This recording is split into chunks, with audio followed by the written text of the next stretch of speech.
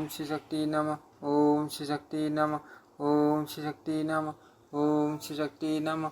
इंद्र द्वारा टिशिरा का वध, क्रूड त्वष्टा द्वारा अटर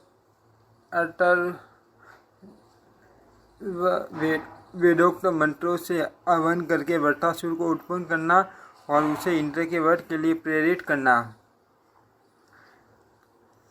व्यास जी बोले, इस प्रकार लोभ के वशीभूत होकर पाप बुद्धि देवराज इंद्र ने ऐरावत हाथी पर सवार हो टिशिरा के पास जाकर उस अमेय पराक्रम वाले मुनि को देखा। उसे ढूंढ आसन पर बैठे वाणी को वश में किए संपूर्ण समाधि में स्थित और सूर्य तथा अग्नि के समान तेजस्वी देखकर देवराज इंद्र बहुत दुखित हुए।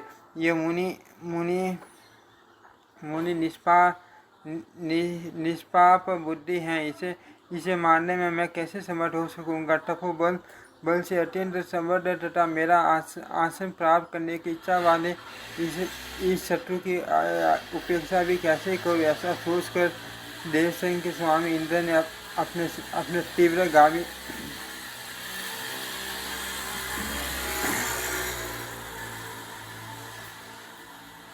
तीव्रगामी तथा श्रेष्ठ आयुध वज्र को सूर्य चंद्रमा के समान तेजस्वी तप में स्थित मुनि टिशिरा के ऊपर चला दिया। उसके प्राण से घायल होकर वे तपस्वी उसी प्रकार पृथ्वी पर गिर पड़े और निष्प्राण हो गए, जैसे वज्र से विलीन होकर परोठे के सीकर पृथ्वी पर गिर पड़ते हैं। यह घटना देखने में बड़ी अद्भुत थी। उनको मार कर इंद्र प्रसन्न हो गए, परंतु वहाँ स्थित अन्य मुनिगण आंचल स्वर में चिल्लाने लगे कि हाय हाय, 100 यज्ञ करने वाले पापी इंद्र ने यह क्या कर डाला। पाप बुद्धि और दुष्टात्मा शशिपति इंद्र ने इस निरपराध तपोनिधि को मार डाला। इस हत्या जनित पाप का फल यह पापी अब शीघ्र ही प्राप्त करे। उन्हें मार कर देवराज तुरंत ही अपने भवन को जाने के लिए उठे। तो तेज के निधि वे महात्मा टिशिरा पर जाने पर भी जीवित की भांति प्रतीत होते थे। उसे जीवित की भांति भूमि पर गिरा हुआ देखकर अति उदास मन वाले वे व्रतहंता इंद्र इस चिंता में पड़ गए कि कहीं यह फिर जीवित न हो जाए। मन में बहुत देर तक विचार करने के बाद इंद्र ने सामने खड़े तक्षा बढ़ई को देखकर अपने कार्य के अनुरूप बात कही।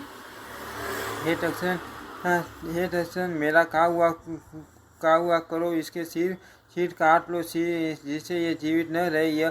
यह माटी इसे जीवित न होते हुए भी जीवित की भांति प्रतीत होता है। उनकी यह बात सुनकर तक्षा ने धिक्कारते हुए कहा। तक्षा बोला, हे अति विशाल कंधे वाले प्रतीत हो रहे हैं, मेरा परशु इस कंधे को काट नहीं सकेगा, अतः मैं इस निंदनीय कार्य को नहीं करूँगा। आपने तो निंदित और सत्पुरुषों का गरिष्ठ कर्म कर डाला। मैं पाप से डरता हूँ, फिर मरे हुए को क्यों मारूं। ये मुनि तो मर गए हैं, फिर इनका सिर काटने से क्या प्रयोजन। हे पाक शासन, कहिए इनसे आपको क्या भय उत्पन्न हुआ है। इंद्र बोले, ये निर्मल आकृति वाले देह सर्जी की भांति दिखाई देते। यह मेरा शत्रु मुनि पुण्य जीवित हो जाए, इसलिए मैं डरता हूँ। तक्षा बोला, हे विद्वान, क्या इस क्रूर कर्म को करते हुए आपको लज्जा नहीं आती। इस ऋषि पुत्र को मारकर क्या आपको ब्रह्म हत्या का भय नहीं है। इंद्र बोले, मैं बाद में पाप के नष्ट होने के लिए प्रायश्चित कर लूँगा। हे मामते शत्रु को तो सब प्रकार से छल के द्वारा भी मार देना चाहिए। तक्षा बोला, हे इंद्र, आप लोभ के वशीभूत होकर पाप कर रहे हैं। हे विभो, बताए मैं उसके बिना पाप क्यों करूं। इंद्र बोला, मैं सदैव के लिए आपकी यज्ञ भाग की व्यवस्था कर दूंगा। मनुष्य यज्ञ भाग के रूप में पशु का सिर आपको देंगे। इस शुल्क के बदले में आप इसके सिर काट दो और मेरा प्रिय कार्य कर दो। व्यास जी बोले, देवराज इंद्र का यह वचन सुनकर प्रसन्न हो बढ़ई ने अपने सूर्य कुटार से उसके सिर काट डाले। कटे हुए तीनों सिर जब भूमि पर गिरे तब उनमें से हजारों पक्षी शीघ्रता निकल पड़े।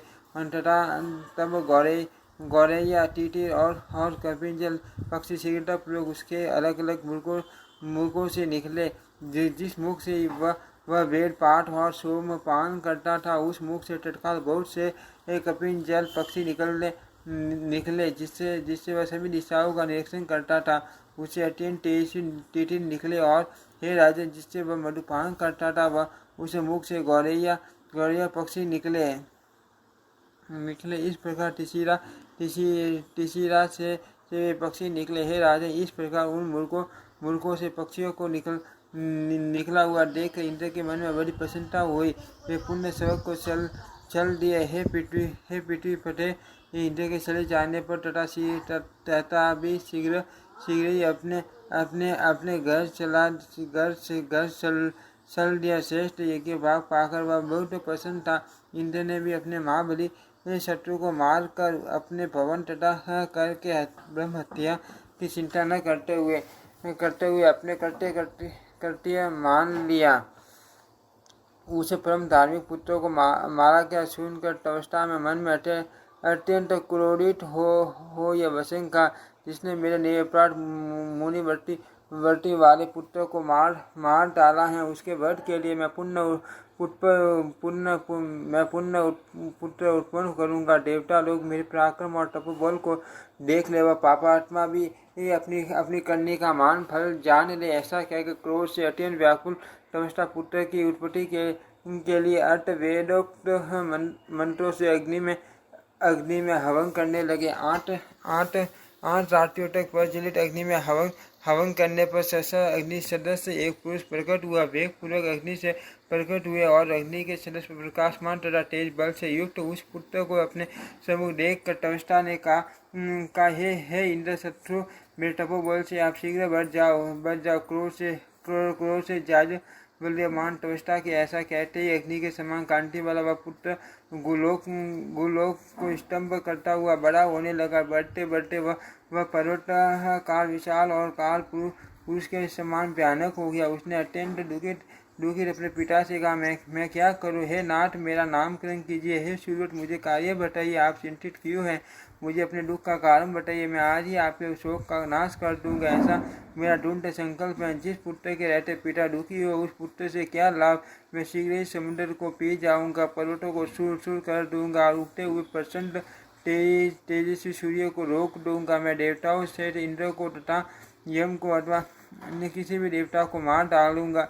इन सबको तथा पृथ्वी को भी उखाड़ कर समुद्र में फेंक दूंगा। उसका यह प्रिय वचन सुनकर तवस्था ने प्रसन्न हो पर्वत के समान विशाल उस पुत्र से कहा, हे पुत्र, आप अभी वज्र कष्ट से तान दिलाने में समर्थ हो रहे हैं, इसीलिए आपका वत्र यह नाम प्रसिद्ध होगा। हे माँ भाग, आपका टिसीरा नामक एक तपस्वी भाई था। उसके अत्यंत शक्तिशाली 3 सिर थे। वह वेदांगों के तत्वों को जानने वाला था, सभी विद्याओं में निपुण और तीनों लोगों को आश्चर्य में डाल देने वाली तपस्या में रत था। इंद्र ने वज्र का प्रहार करके उस अपराध को मार डाला, उसके मस्तक काट डाले। इसीलिए हे पुरुष सिंह, आप उसे ब्रह्म हत्यारे, पापी, निर्लज, दुष्ट बुद्धि तथा मूर्ख इंद्र को मार डालो। ऐसा कहकर पुत्र शोक से व्याकुल तवस्था ने विविध प्रकार के दिव्य तथा प्रबल आयुधों का निर्माण किया और इंद्र का वध करने के लिए उस महाबली व्रत